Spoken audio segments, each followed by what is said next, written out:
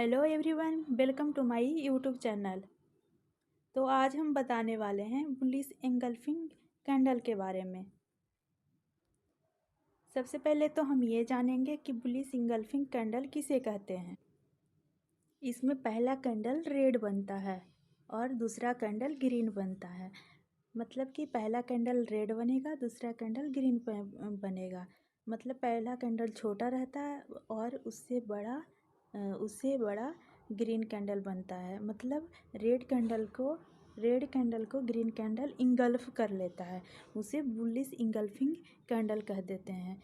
इसका मतलब ये है कि ग्रीन कैंडल रेड कैंडल को निगल लेता है, उसे बुलिश इंगल्फिंग कैंडल कहते हैं। रियल बॉडी दोनों का बिग और साइज दोनों दो अलग अलग तरीके से देखेंगे। जैसा कि ये है, सबका बिल्ग अलग है और फिर रियल बॉडी अलग है।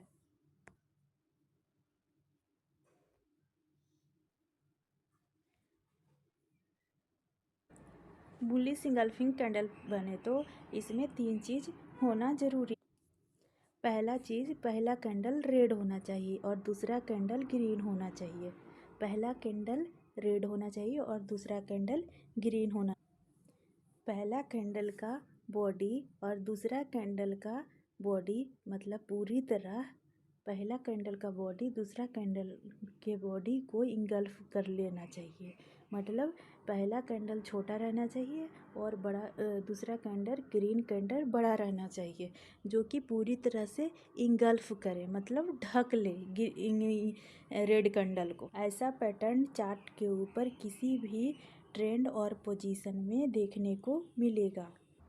लेकिन बुलिश इंगल्फिंग कैंडल उसे माना जाएगा क्योंकि पहला कुछ कैंडल डाउन ट्रेंड में रहेगा, फिर बुलिश कैंडल बनेगा, ये बुलिश इंगल्फ कैंडल बनेगा, फिर माना जाए रियल बॉडी। ये रेड कैंडल का रियल बॉडी छोटा है और फिर ग्रीन कैंडल थोड़ा बड़ा है, मतलब पूरी तरह रेड वाले कैंडल को इंगल्फ कर रहा है, उसे बुलिश एंगल्फिंग कैंडल कहा जाता है। बुलिश एंगल्फिंग कैंडल बनने के बाद एक्सपेक्ट किया जाता है कि प्राइस इससे ऊपर ही जाएगा। इसके पीछे का साइकोलॉजी हम देखते हैं। सबसे पहले तो मार्केट डाउन ट्रेंड में हो, सबसे पहले मार्केट ये सेलर के कंट्रोल में है। उसके बाद एक नीचे डाउन ट्रेंड में एक रेड कैंडल बनता है, उसके बाद एक ग्रीन कैंडल बनता है। तो ग्रीन और रेड कैंडल दोनों मिला करके ये बुलिश एंगल्फिंग कैंडल हुआ, क्योंकि फुल बॉडी रेड वाले कैंडल का फुल बॉडी ग्रीन वाले कैंडल ये ढक लिया। तो ये ढक लिया मतलब कि ग्रीन वाला कैंडल रेड वाले कैंडल को इंगल्फ कर रहा है, तो ये बुलिश एंगल्फिंग कैंडल बना।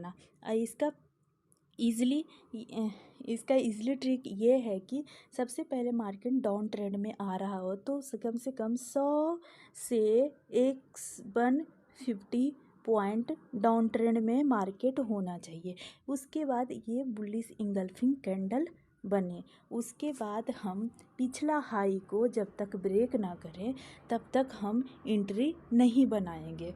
पिछला हाई को ब्रेक कर दे तो हम इसमें एंट्री ले सकते हैं और इसका एसएल यहाँ पे ले रखेंगे और इसका एंट्री ऊपर होगा। यहाँ पे इसका एंट्री ऊपर होगा, इसका एसएल नीचे हो जाएगा। हाँ, मार्केट कम से कम 100 से 150 पॉइंट डाउन ट्रेंड में होना ही चाहिए। उसके बाद दूसरा कंडीशन ये है कि पहला हाई को ब्रेक जब तक ना करे तब तक एंट्री नहीं लेना चाहिए। एंट्री तो आप यहाँ भी इसके पहले कैंडल ब्रेक करे तो यहाँ भी एंट्री ले लेना चाहिए। लेकिन अकॉर्डिंग टू प्राइस एक्शन पिछला हाई को जब तक ब्रेक ना करे तभी एंट्री लेना चाहिए। और ट्रेडिंग करने के लिए सबसे पहले हाँ, इधर भी आप देख सकते हैं जैसा कि यहाँ पे मार्केट डाउन ट्रेंड में है। उसके बाद बुलिश एंगल्फिंग कैंडल बनाया। उसके बाद इसके पहला कैंडल का हाई जब तक ब्रेक ना करें तब तक तो एंट्री नहीं लेना चाहिए। इधर भी देखेंगे, जैसा कि हम नीचे देखेंगे, इधर भी मार्केट डाउन ट्रेंड में है। उसके बाद बुलिश एंगल्फिंग कैंडल बनाया यहाँ पे। उसके बाद बुलिश एंगल्फिंग कैंडल बनाया। उसके बाद पिछला हाई को जब तक ब्रेक ना करे जब तक हम एंट्री नहीं लेंगे। और दूसरा कंडीशन ये हो गया कि इसके बाद कोई भी आपका इंडिकेटर हो वो लगा लेना चाहिए। मेरा तो सबसे अच्छा इंडिकेटर है मूविंग एवरेज। इसके बाद मूविंग एवरेज इनके इंडिकेटर से भी यहाँ पे कंफर्म हो रहा है कि यहाँ पे एंट्री ले सकते हैं। क्योंकि ये मूविंग एवरेज के ऊपर बुलिश एंगल्फिंग कैंडल बना है। उसके बाद ये अच्छा एंट्री है। और साथ साथ हमें वॉल्यूम का भी देखते रहना है। यहाँ भी मार्केट डाउन ट्रेंड में पहले था। उसके बाद फिर बुलिश एंगल्फिंग कैंडल बना।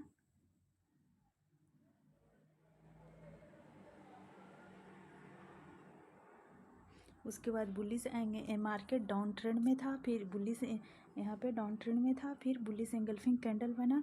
उसके बाद फिर एक सपोर्ट पर बुलिश एंगल्फिंग कैंडल बना। फिर पिछला हाई को जब तक ब्रेक ना करे जब तक ट्रेड हमें एवॉइड करना है। हाँ, बुलिश एंगल्फिंग कैंडल हमें डाउन ट्रेंड में ही देखना है। अगर डाउन ट्रेंड में बुलिश एंगल्फिंग कैंडल बने तो हमें पिछला हाई ब्रेक जब तक ना करे तो हमें ट्रेड नहीं लेना है।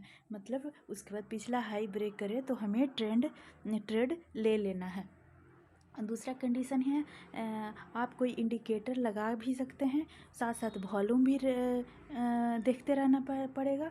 क्योंकि वॉल्यूम का भी सबसे कंफर्मेशन आ जाए उसके बाद फिर ट्रेड लेना चाहिए। क्योंकि बुलिश एंगल्फिंग कैंडल बना है तो इसके साथ साथ वॉल्यूम भी अच्छा बनना चाहिए ना, तभी तो आप लोग ट्रेड ले सकते हैं।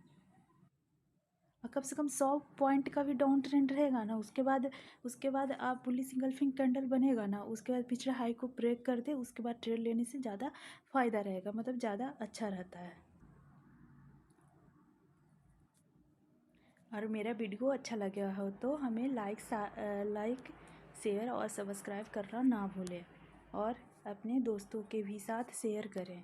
और कोई भी आपको वीडियो चाहिए तो हमें कमेंट